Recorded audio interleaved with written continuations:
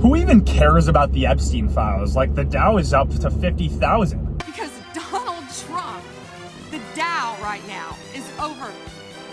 The Dow is over 50,000. Well, actually, it's not 50,000. So does that mean we should start caring about the Epstein files again? In some places, I heard gas is only $1.85, man. Gas under $2. Gas is $1.85 in some places. It's now below $2.30 a gallon in most states, and in some places, $1.99 a gallon. I just put 20 bucks in and I got less than 5 gallons.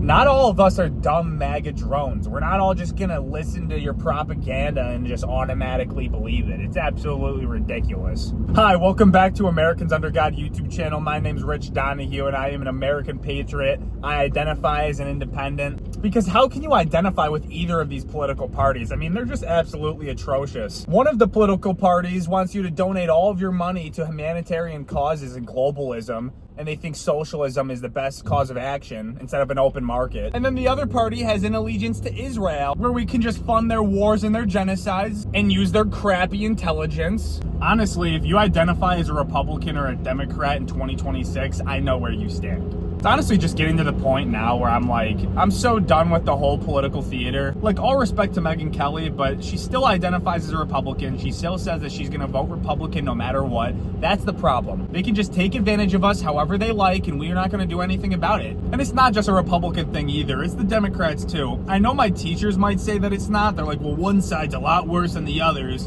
especially talking about gerrymandering and everything. But that's so dumb. It's so biased. You honestly just need to get rid of the two-party system entirely, but the only way to get rid of the two-party system is by getting into power, and the only way to get into power is by playing the game and playing the two-party system until you get to the top.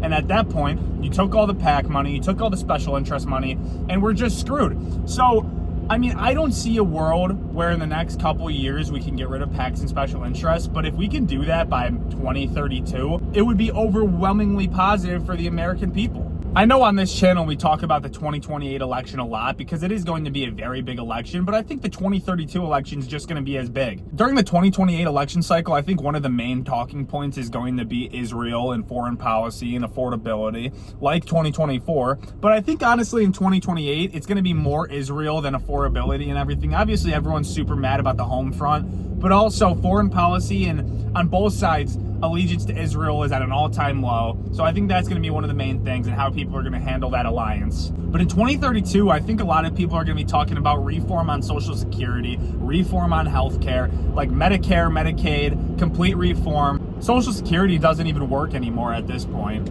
We have 50 million people getting no tax on Social Security as we speak. That's one of the metrics that the Trump administration is so proud of. But when you really think about it, 50 million people on Social Security is a lot of people. We do not have enough workers to fund Social Security. It's going to need a reform eventually. I don't know, I just thought it was funny because I was thinking about it and I was talking to Will, my co-host on Tomorrow's America. They completely covered up the Epstein files saying the Dow Jones is up 50,000. Why do we care about the Epstein files when the Dow's up to 50,000? The Dow is over 50,000 right now. Well, now that it's not 50,000, are we going to start talking about the Epstein files again? Same thing with gas. The State of the Union was 1 week before we started the war, and he was bragging about gas being under $2. Gas was down to $1.85 in some places, when the lowest I saw was $2.79. And by the time the war started, it was $2.85 anywhere around where I live.